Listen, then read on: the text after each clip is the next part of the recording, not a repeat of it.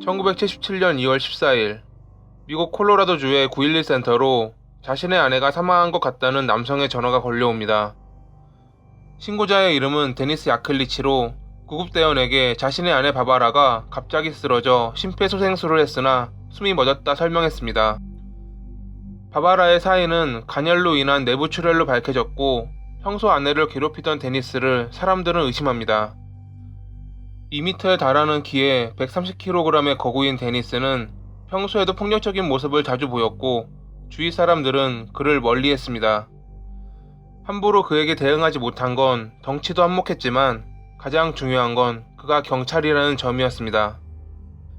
바바라의 죽음도 그가 연관돼 있을 가능성이 높았지만 물적 증거는 나오지 않았고 거짓말 탐지기 검사를 해보자는 요청을 데니스는 받아들이지 않았습니다.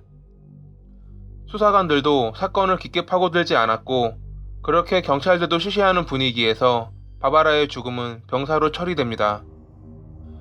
그로부터 2개월 뒤 데니스는 도나라는 여성과 만났고 몇 개월 후 도나는 데니스와 동거를 시작합니다.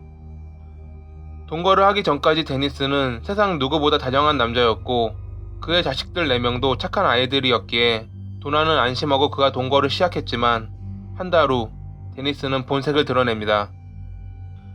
처음 그의 폭력적인 모습에 도나는 당황했지만 가혹한 환경에서 자랐던 그녀였기에 자신이 참고 버티며 데니스를 바꿀 수 있을 거라 생각했다고 당시 심정을 후에 이야기했습니다. 하지만 그녀의 생각이 잘못됐다고 느끼기까지는 그리 오래 걸리지 않았습니다. 데니스는 절대 변하지 않는 인간이었거든요.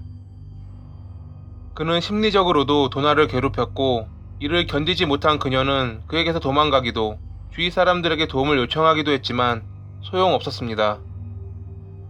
다음은 도나의 일지를 바탕으로 각색한 내용입니다. 1982년 데니스를 통제할 수 없다. 그의 파트너 아담에게 전화를 걸어 도움을 요청했다. 1983년 심리치료를 받기 위해 정신과에 방문했다. 집으로 돌아오니 데니스는 내가 병원에 간 사실을 알고 있었고 매우 화를 내었다. 그는 나의 모든 일정을 감시하고 있는 것 같다. 1984년 여성보호소로 도망쳤다. 하지만 데니스는 이곳까지 나를 쫓아온다. 지금은 반성한다며 나에게 돌아오라 빌고 있다. 불쌍한 사람. 나는 그를 사랑하고 동시에 그를 미워한다. 1985년 요즘 들어 그의 난폭함이 더욱 심해졌다. 나와 아이들을 죽이겠다는 소리를 자주 한다. 나야 다시 떠나면 그만이지만 남겨진 전처의 아이들이 걱정된다. 내가 먼저 손을 써야겠다. 수소문에서 나를 도와줄 사람들을 찾아보자. 도나는 그렇게 그녀를 도와줄 찰스 그린웰과 에디 그린웰을 만났고 1985년 12월 12일 데니스는 찰스와 에디의 손에 죽음을 맞이합니다. 재판을 받은 도나는 배심원단에게 유죄 판결을 받았습니다. 배심원단은 도나의 고통을 동정하며 어느 정도 이해는 했지만 그녀가 사전 계획을 세운 것에는 부정할 수 없다 말했습니다. 당시 배심원들은 도나가 유죄 판결을 받아도 판사가 정상 참작을 해 형량을 낮춰줄 것이라 생각했습니다. 실제로 도나와 같은 사례도 있었고 그 사례의 경우 8년형을 선고받았으니까요.